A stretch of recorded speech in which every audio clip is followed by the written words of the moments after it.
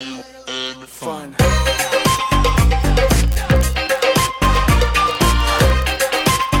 It's The Drive on your local radio station. We are ESPN Blacksburg, and a good Monday afternoon to all of you. My name is Paul Van Wagner. Brian C. Reed is in the other studio taking your calls at 866-961-1430. 866-961-1430 is the number to call. You can also text us. The AA automatic transmission text line is open and ready to serve you. Ready to take your Father's Day texts. All you have to do is text DAD to 866-961-1430. 866-961-1430 in order to be registered to win our ultimate Father's Day giveaway. Tim Thomas is hanging out with us today from Tech Lunch Pail. How you doing, my friend? I'm doing great, Paul. All right, let's do this. Keep my hands to myself.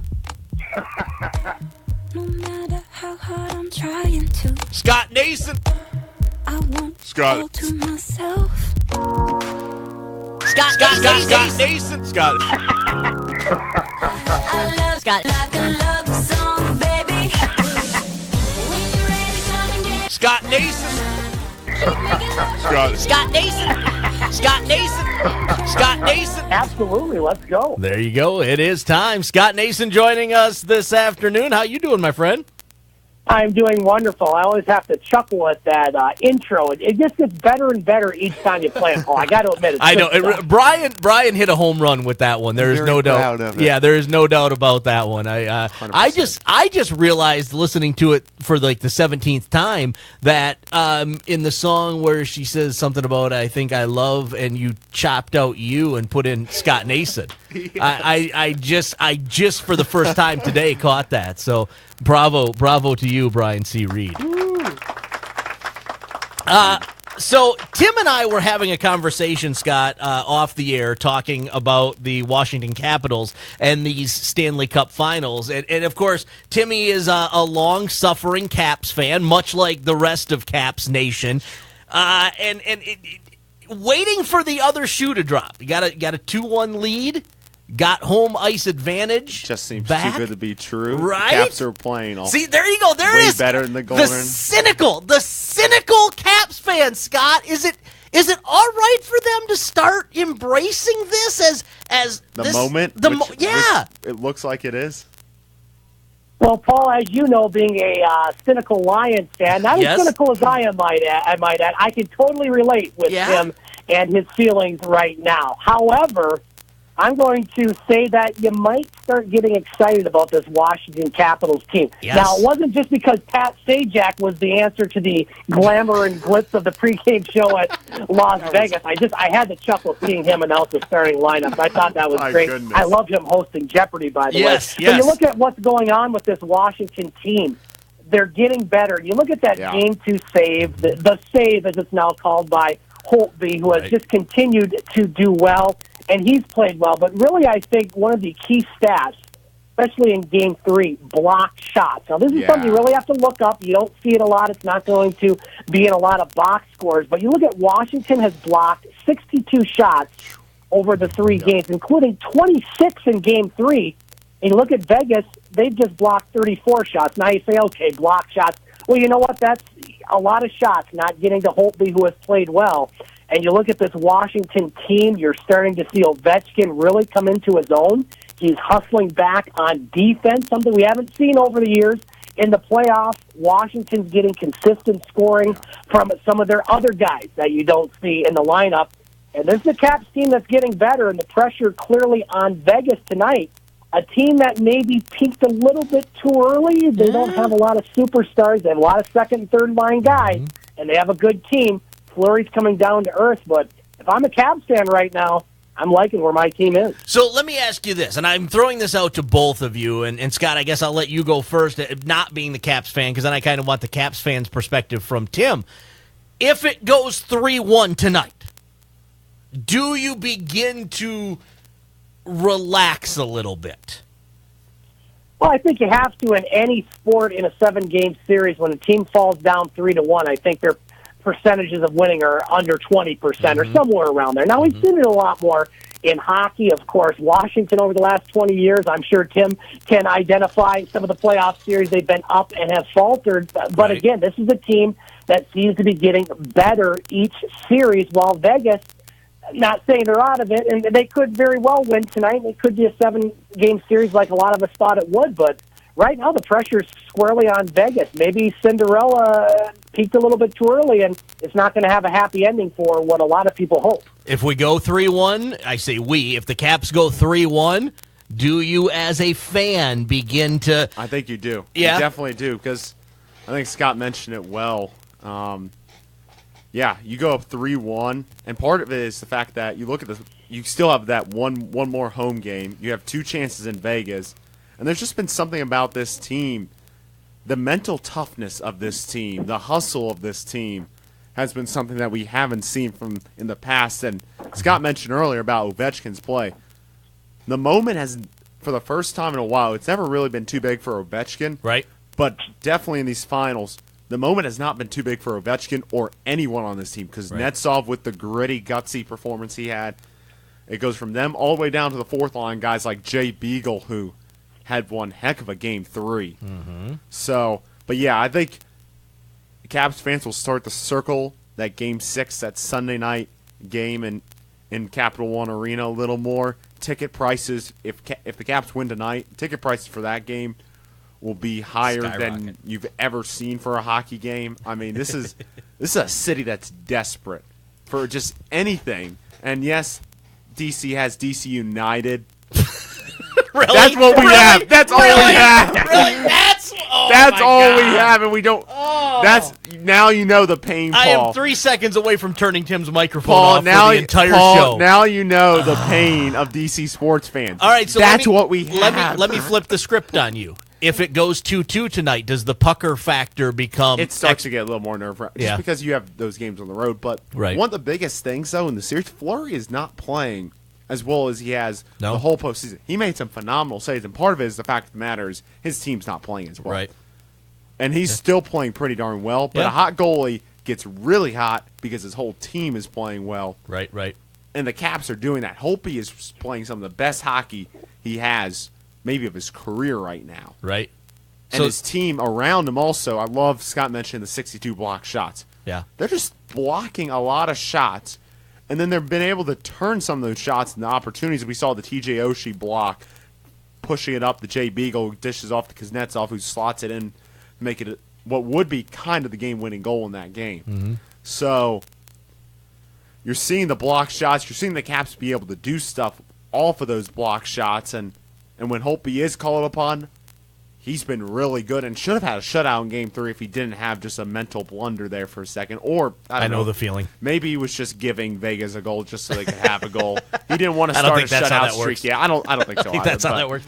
I don't think so. So Scott, Tim mentions Fleury and the way he's played it, and you've called him Cinderella a couple of times here in our conversation. I mean, obviously we know Fleury can be that guy, but we've seen in Pittsburgh even where he is prone to these lapses, for lack of a better term. In the past, what Pittsburgh had, though, was the ability to put Matt Murray in and kind of give the team a little spark. That's obviously not the situation in Vegas. So now, if you're Marc-Andre Fleury, you got to figure this out on your own. You don't have the kind of game-off advantage that he had in Pittsburgh a couple of years ago. No, you really don't, and he was not going to keep up the stats that he had entering this Stanley Cup. It's just a law of averages with goalies. Eventually, they're going to have a couple subpar games, and it's really, Fleury hasn't cost Vegas the last couple games. He just hasn't won the games for him, especially in that Game 2. He gave up a lot of goals. Game 3, a low-scoring game, and, Vegas is going to put a different player in the lineup, Thomas Tatar, someone very familiar up here with the Detroit Red Wings, trying to mix it up a little bit, and, again, you don't have the star power with Vegas. You don't have Ovechkin. You don't have Kuznetsov. You have a lot of good players, but they've struggled a little bit, to try to generate in the offense. And again, credit Washington, credit their defense, credit their, second, third, and fourth line players for really preventing Vegas to have a lot of scoring opportunities. And I go back again to the block shots. You're blocking in Game 3 almost as many shots as Vegas has blocked for the entire series. Right. Good things are going to happen when you win those battles. Well, and interestingly enough, you guys mentioned the numbers here a couple of times. Looking at the stats right now, Marc-Andre Fleury's numbers are still very impressive. He's got a 195 goals against average and a 937 save percentage. Very Paul Van Wagner-esque. But you got to score. And we've seen where Vegas in these last two games really hasn't been able to put the puck in the net, Scott. Maybe, dare I say, a little puck luck needs to come Vegas's way.